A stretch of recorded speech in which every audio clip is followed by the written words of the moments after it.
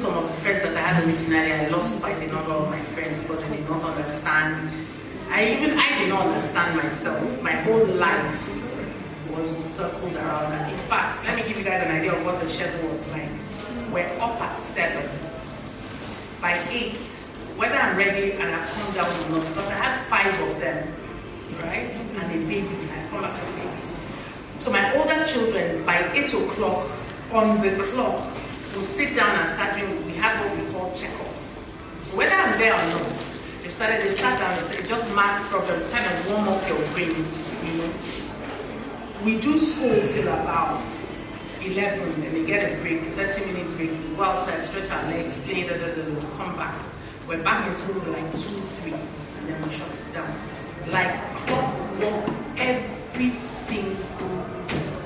And then when we have extracurricular activities, so when we're done by that 3, like 2-ish, 2, 3, we've had lunch, we rested a bit, we're rushing out to maybe go and play lawn tennis. So it was crazy. So some pointers which are critical to success in the event that you are thinking seriously about your school include: be brutally honest as to why you think homeschooling is an option for you. This will inform what you invest and what you want to get out of the experience. You can't do it because somebody else did it and it worked. It might not work because your circumstances, your temperament, what is available to you in terms of finance and everything is different for everybody. So it's a conversation you need to sit down and have with yourself and be honest as identify the why. First and foremost, why do I want to do this? Get as much information as you can. The most important resource for success of this venture for me was time and availability. You must be available and you must have the time to dedicate to the process. You have to be patient. Every child is different, so the results will vary. The only thing that is sure is that eventually your child will come up to speed. Be abreast with new trends in early learning. Develop yourself. Read.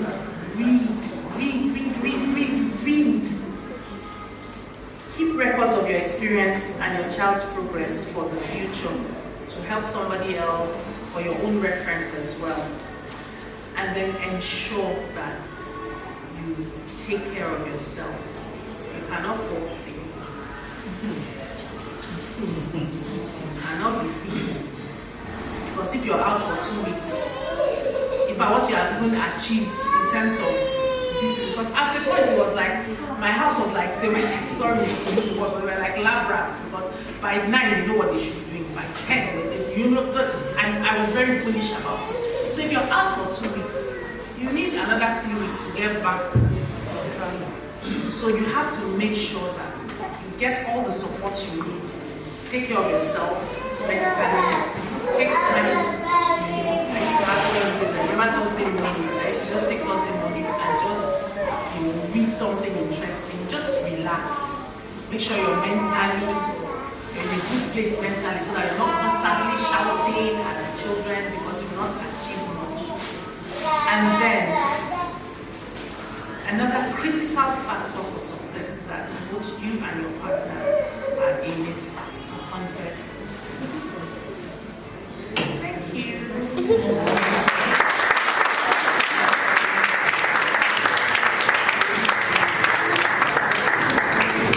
Okay, please, you hold on to your microphone because I'm sure that you are going to be needing it very much.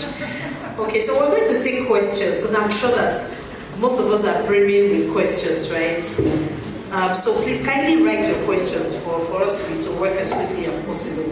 Just write your questions on a piece of paper, pass them to me, and if she wants, I can read them to her.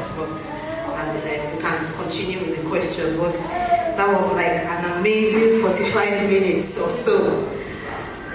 It's a lot of work. It's a lot of work. Like I had a summer class for primary school children. I was teaching them public speaking and presentation skills.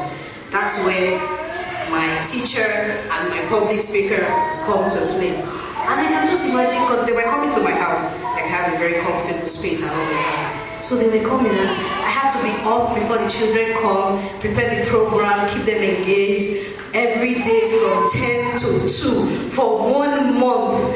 I told Toby, I almost died after that. I'm like, God, don't send me, you know. So like, it makes me appreciate all of these things that you said. Now you can't fall sick, you can't be tired, you can't be fatigued. You just have to show up every single day. Please, she needs another round of applause. I can almost feel the fatigue just standing here. Okay, so we'll take our questions now. Any questions? Okay, still writing. Okay, still writing. Please, can we have a musical interlude? No, we would prefer, yes, we would prefer that they are written. Okay, so in public speaking, we have a rule called KISS. K-I-S-S. Keep it short and simple. Thank you. Thank you so much. That was phenomenal. It was good to hear your experience. So thank you for sharing it with us. My question would be on being able to be patient with the children.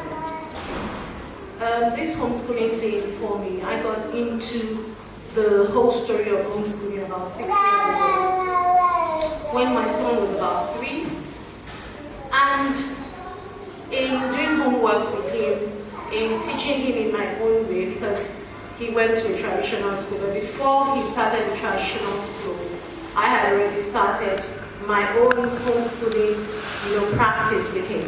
And then the challenge for me was having not to shout, having not to discipline my child on the go.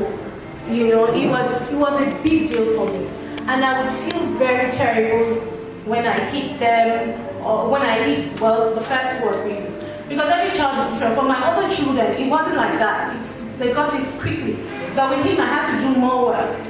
And it was really challenging. And I hated that I had to hit him. So I got a book. I think it's Read Aloud. I've forgotten the name of the lady. You probably know her since she's done a lot of work in that regard in the US. And it was from reading that book that I had peace. And I knew that just keep on doing it, consistency and patience. Knowing that I can't really change anything. I just have to show up and do it. But how were you able to? You have done it with 5 children, and you did it for a long haul, and every day they were in your face. I can't imagine how that is. So how did you? Very good question. Notice I said be patient. I didn't say be a pushover. You have to be a disciplinarian. Honestly, that is the honest truth. And the way I used my personal experience was, if I say I'm going to do something, I would always follow through. So mentally, I had to be careful with what I threatened, because once I say I will do it, I would have to do it.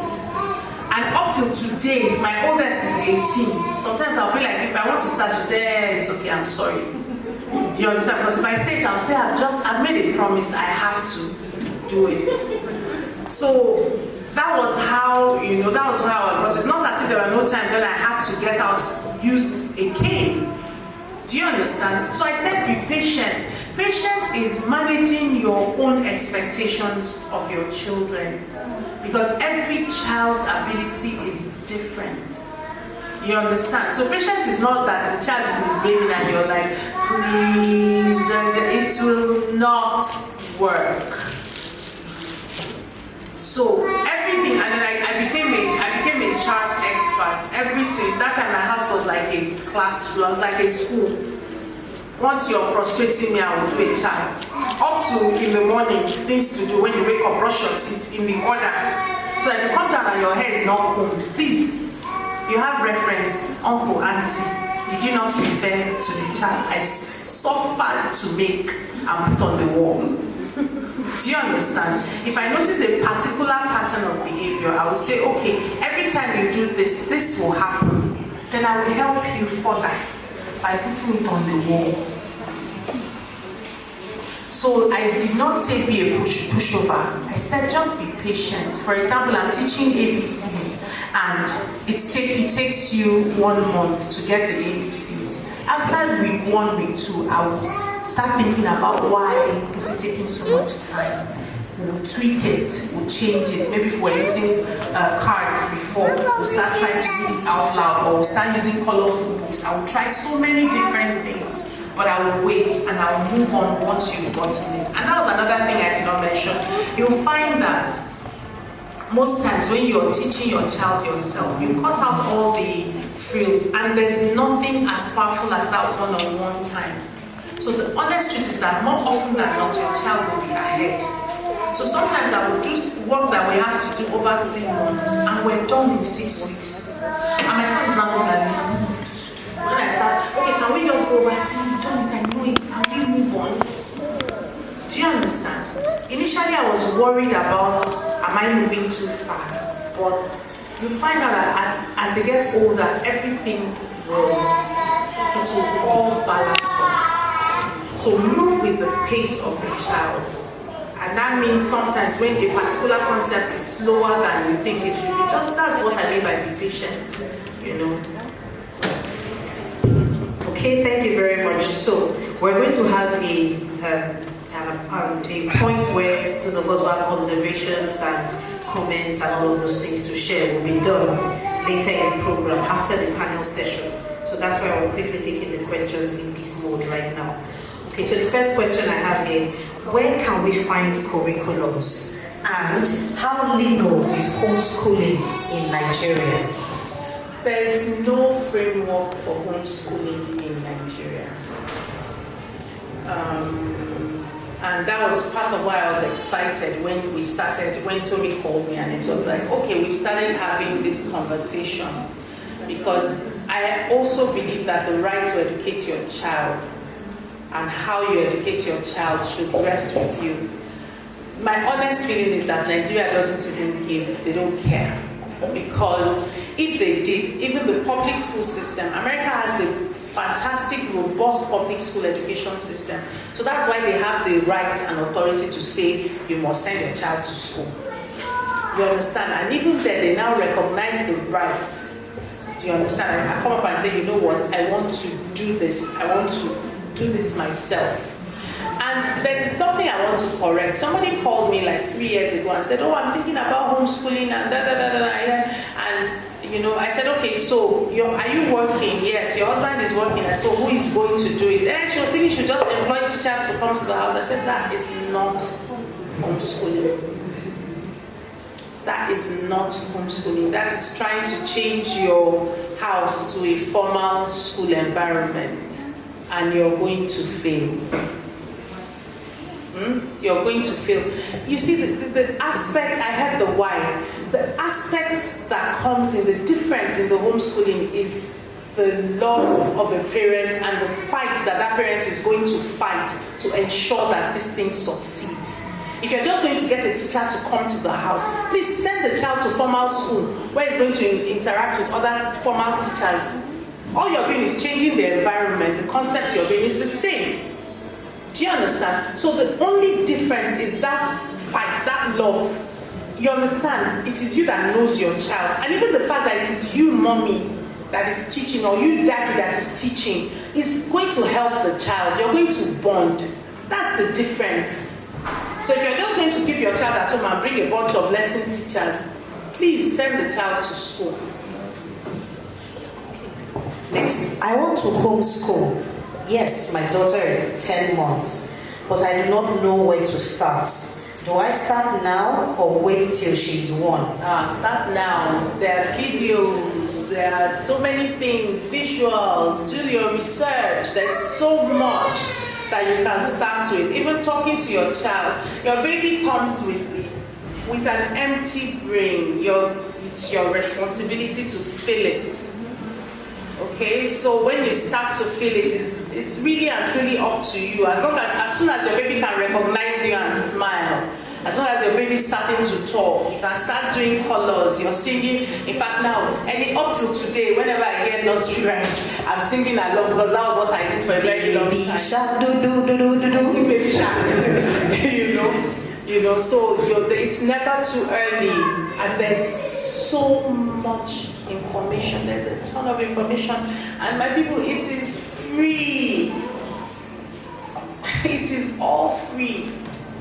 So start, if you feel you can start at 9 months, start at 9 months. If you feel you can start at 10 months, there's no rule with when to start. You know your child. Some children, I have a child who started, in fact, talking very, very, very, very clearly at 13 months.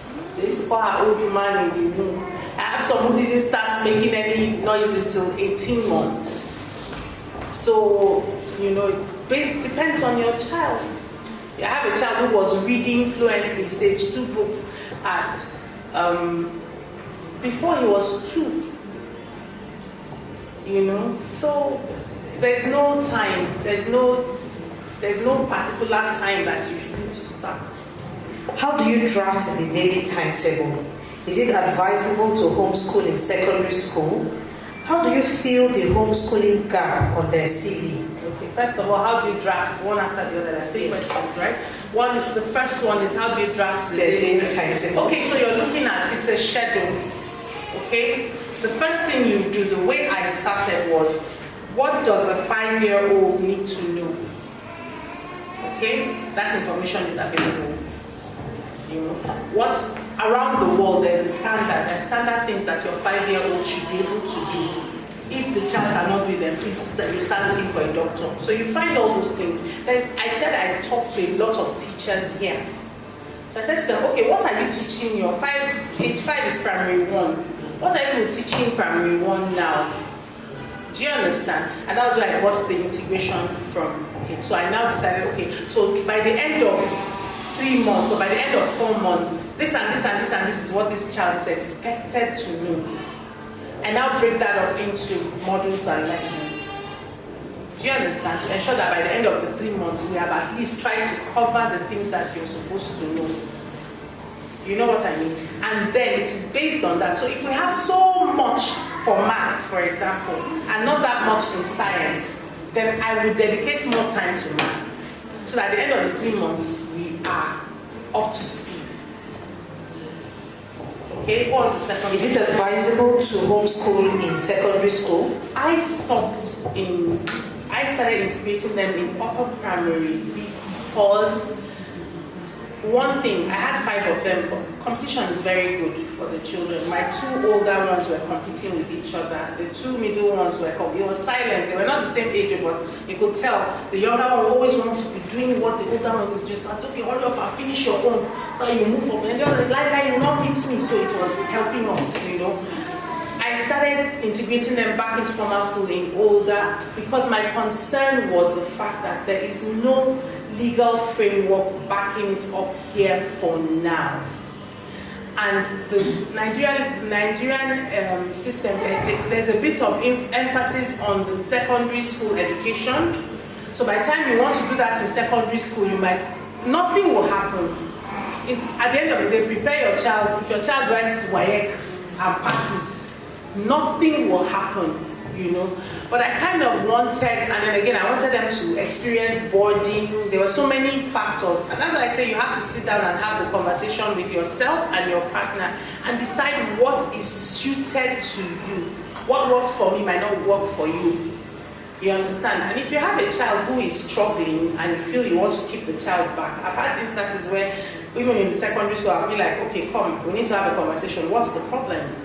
This math, and what they will say is, okay, okay, let's do some work during the holidays. Okay, I've got it, I know where the problem is. You know what I mean? But if I had a child who was struggling, I would not even hesitate. I would pull my child, take my child, and bring my child up to speed, and then we will continue. So at the end of the day, it's up to you. It depends on you, and it depends on your child. How do you feel the homeschooling gap on their CV? There was no gap. I didn't experience a gap. Every time I talk about homeschooling, the reaction I got was, oh my gosh. So I did not experience any gap. At the end of the day, it is output, just like every other thing. You go for a job interview, nobody cares. If you made a first class and they're asking you questions and you sound like a dunce, you are a dunce. If you made a third class and you're spewing out intelligence, the person will be like, what happened to you? That's what happened. I mean, the way you're talking, it doesn't. So at the end of the day, it is output that is important. I personally did not experience any gap. All I would do is I would go and I would explain. We did not do any formal school. I homeschooled, and then they would say, once I do that, they'll be like, okay, that's fine. And I would sense they want to assess the child, and they will assess the children, and they'll be like, we're good, let's go. So at the end of the day, it is the output that matters. I'm a mom to be. I want to, and I know I want to homeschool. I have known since I was a teenager. This decision informs me wanting to relocate. How do I start? What do I do? What policies should I be familiar with?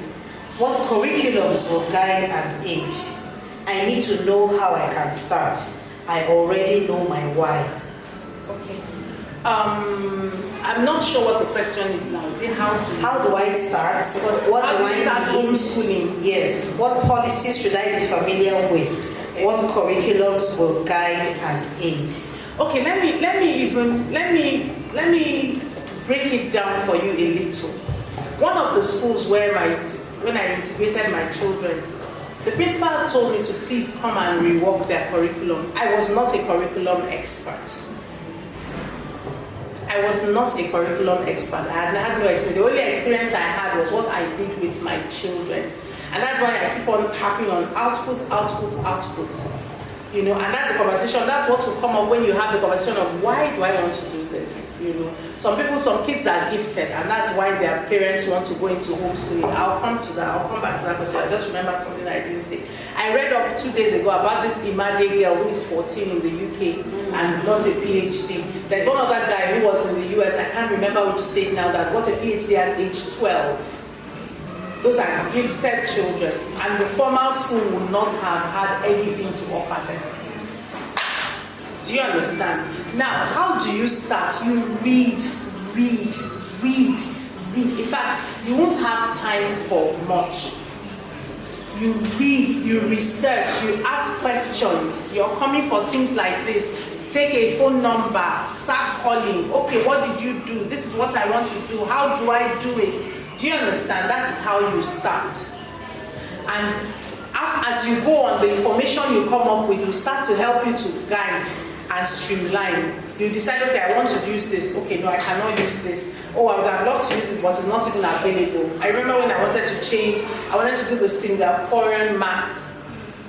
You understand? Because it's really accelerated math. Those people, their information is not anywhere. Do you understand? They guard it like you don't even get access to that kind of information. So at that point, I now said, okay, you know what? I need to just let me look for another.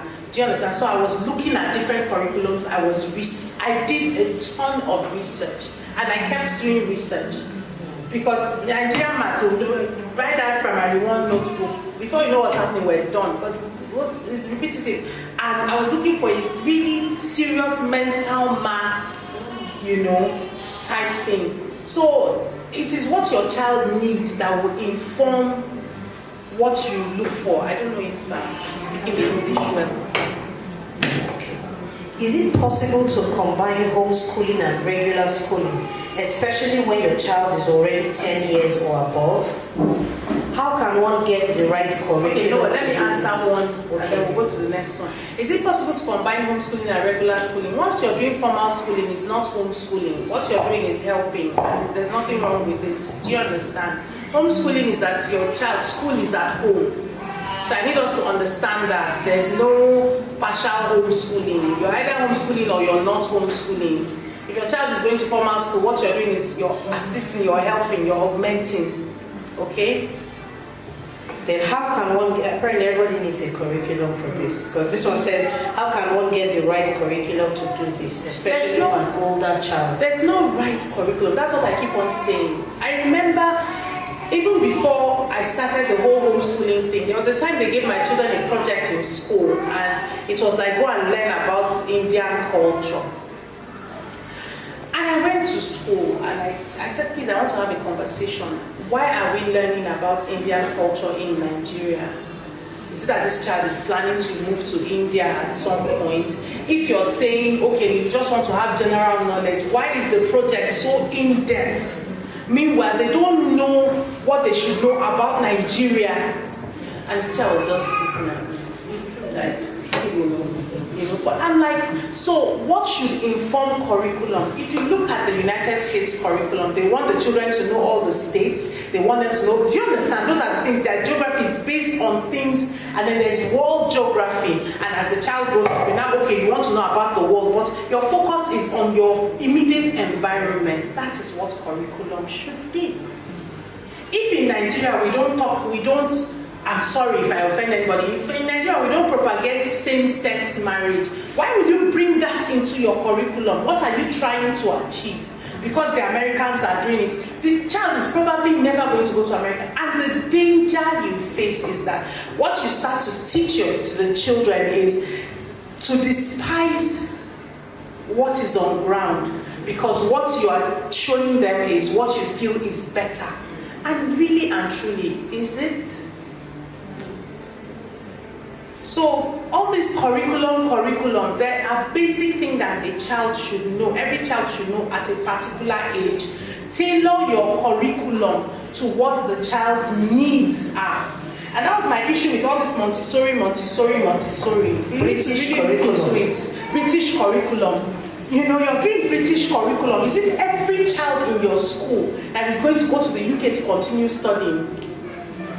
And it was like if I was a prophet, because at a point they started having an issue. Those children will write YEC and not pass.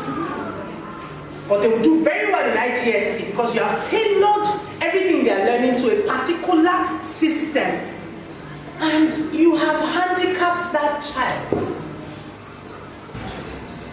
So you tailor to the needs. If you know that tomorrow your child is my child is in secondary school, my child is not going to do in Nigeria. My child is going to America from JS1. Please do American curriculum to prepare your child for that. But if you know your child is going to go to Nigerian secondary school, okay, just help yourself. Okay, so the next question is, where homeschooling is concerned, how would you handle the emergence of the multi-gender topic? Multi-gender topic. Very interesting. It's like having the sex talk with your children. It's in our face, like a bunch of other things that are in our face. And I feel that it's better that your children have this conversation with you than with a stranger, because that way you're able to transmit what your values are and what your thoughts are. Okay? So what is the approach to multi-gender topic? My religion believes in it, yes. My religion, which is now your religion as my child, we believe in it, yes. We don't believe in it, no. Me personally, your mother, I don't have an issue with it, okay. Do you understand? Some people have issues with it, okay. So how you approach it is dependent on you, on your beliefs, on your experiences, on maybe which way you want your child to go. My baby is 18 months. I plan to homeschool her and also allow her to go to formal school. The school I enrolled her in said she will be wearing uniform and resume at 8 a.m. Is it not too early? For what? 18-month-old child to resume school, wear uniforms, and show up at 8 a.m. Another thing you're going to teach your children is, if you go into a place and there are rules, if you have decided to go into that place, you will keep to the rules. It's a societal norm. You cannot go there and expect them to give you another opening time and allow your daughter to wear a frilly pink dress every day when other people are wearing uniform. So when you're going to the school, if you are so upset about a baby wearing uniform, go to another school. If all the schools in your immediate environment want uniform and you don't want uniform, keep your child at home. So everything boils down to choices. What you want, what you feel is best for your child.